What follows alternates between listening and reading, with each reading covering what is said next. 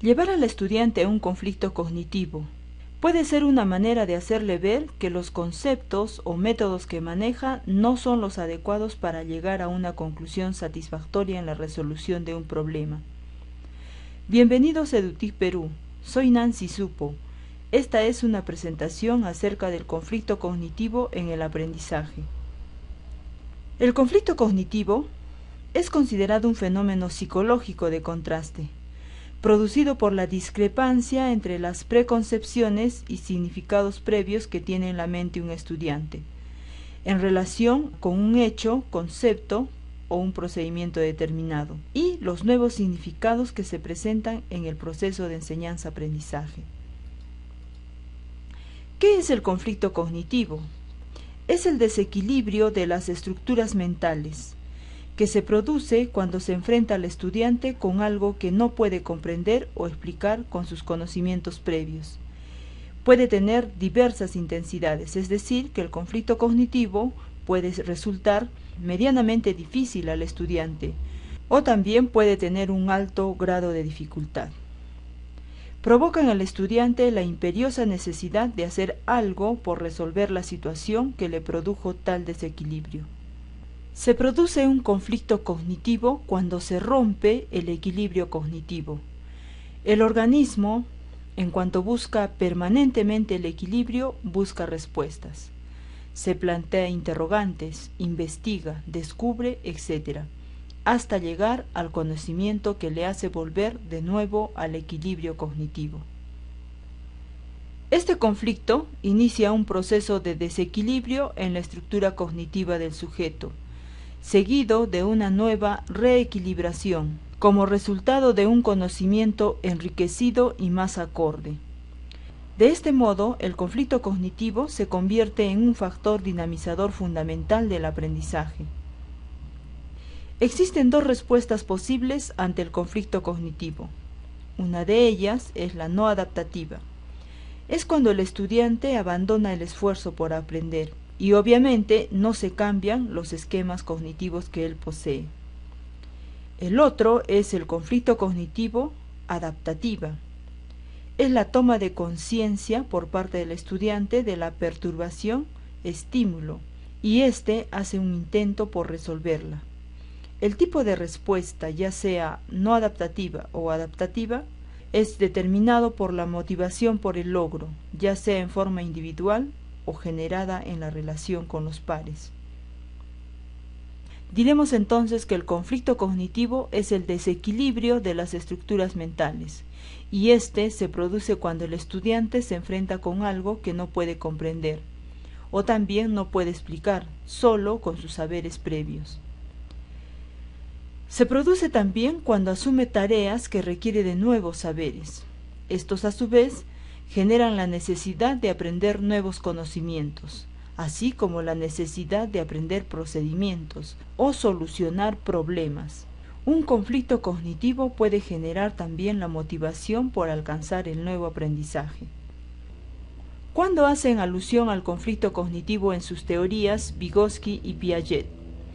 En esta imagen tenemos una secuencia didáctica. Empezamos con la motivación, el rescate de los saberes previos y viene la problematización o el conflicto cognitivo. Y este se da en la zona de desarrollo próximo según Vygotsky. Para Piaget, el desequilibrio cognitivo se encuentra en cuanto el estudiante asimila la información. Hay un equilibrio inicial, luego se produce el desequilibrio cognitivo a causa del conflicto, para posteriormente hallar el equilibrio superior y acomodar finalmente la información. Piaget menciona que los procesos cognitivos pueden ser estimulados de acuerdo a dos procesos, y estos procesos se dan en la adaptación. Lo primero que sucede es la asimilación, es cuando recoge la información a través de los sentidos. Entre la asimilación y la acomodación se da el conflicto cognitivo para después organizar esta información. Una vez que se han dado los dos procesos, entonces el resultado va a ser la adaptación o equilibrio de la información. ¿Cómo crear el conflicto cognitivo en nuestros estudiantes? Crear conflicto en el estudiante mediante la presentación de una situación problemática, de manera que los estudiantes pongan a prueba sus concepciones alternativas, es decir, los conceptos o ideas que ellos tengan, para posteriormente lograr un cambio conceptual. El conflicto cognitivo parece ser un punto de partida en el proceso del cambio conceptual. Y para empezar este proceso, el conflicto debe tener significado para el individuo.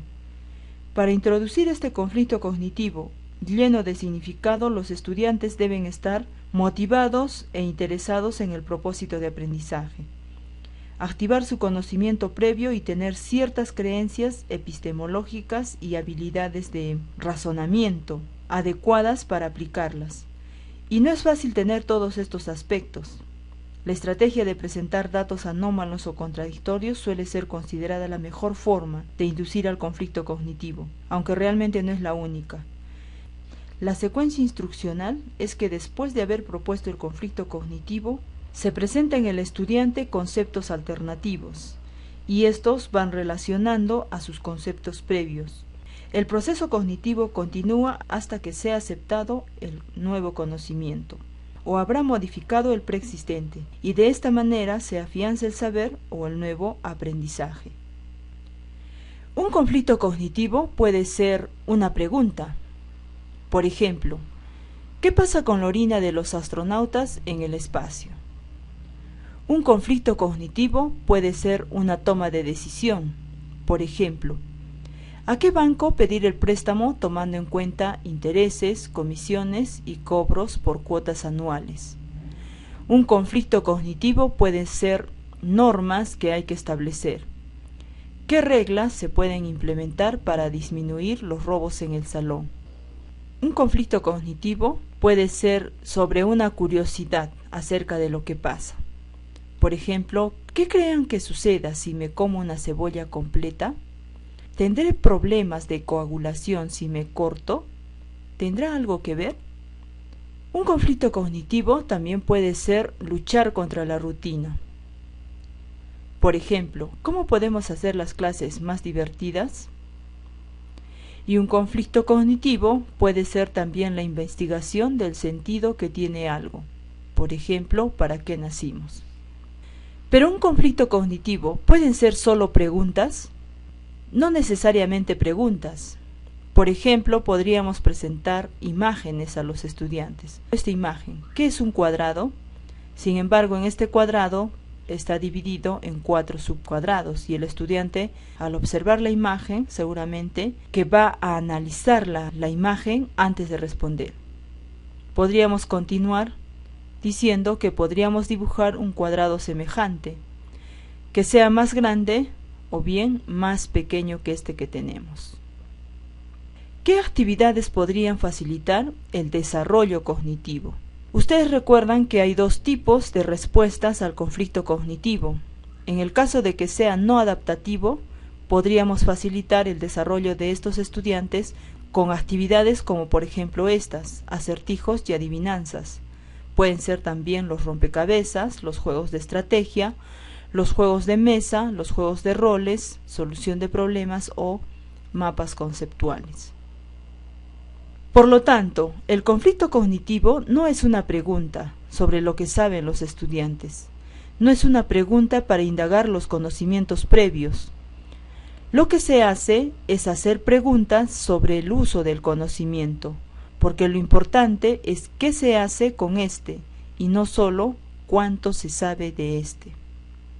Esta fue una presentación acerca del conflicto cognitivo. Nos vemos en una próxima presentación. Hasta pronto.